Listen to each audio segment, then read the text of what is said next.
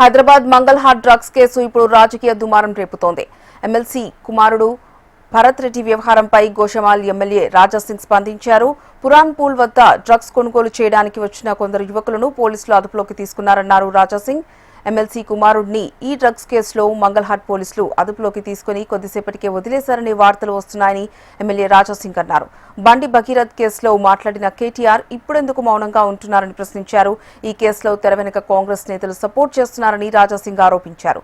సామాన్యులకు, రాజకీయ ప్రముఖులకు చట్టం ఒకే విధంగా అమలవుతుందా అని నిలదీశారు. రాజకీయ ప్రభావం లేకుండా ప్రతి ఒక్కరికి చట్టం సమానంగా వర్తిస్తుందనే నమ్మకాన్ని ప్రభుత్వం, పోలీసులు కల్పించాలని రాజాసింగ్ కోరారు.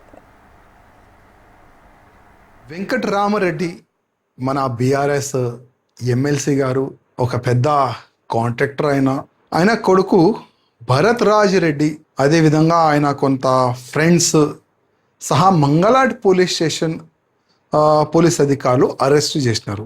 అరెస్ట్ దేని గురించి చేసినారంటే డ్రగ్స్, ఆయన దొరికింది ఆయన దగ్గర డ్రగ్స్ అని ఆయనకి అరెస్ట్ చేసినారు. ఇప్పుడే పోలీస్ అధికారులకి నేను ఫోన్ చేసి మాట్లాడినా. ఈ కన్జ్యూమర్ దాంట్లో ఈ భరత్ రాజ్ రెడ్డి ఉన్నాడు అని వాళ్ళు ఆ విధంగా నాకు చెప్పినారు. ఈ భరత్ రాజ్ రెడ్డి ఇంటికి పోలీసు వాళ్ళు వెళ్ళి కూడా నోటీస్ కూడా ఇచ్చినారు. నోటీస్ ఇచ్చినారంటే నాకు అర్థమవుతలేదు. డ్రగ్స్ అంటేనే ఒక పెద్ద క్రైమ్. ఎవరి దగ్గరైనా కూడా ఒక సాధారణ వ్యక్తి దగ్గర డ్రగ్స్ దొరికితే ఇమీడియట్ బొక్కలు ఎరగొట్టి ఎక్కడి నుంచి తెచ్చిండు డ్రగ్స్, ఎవరు అమ్మిండు, ఎంతమంది తీసుకున్నారు మొత్తం డాటా తీస్తారు. కానీ ఒక విఐపి కొడుకు అంటే ఇమీడియట్గా ఈడ్చేస్తారా?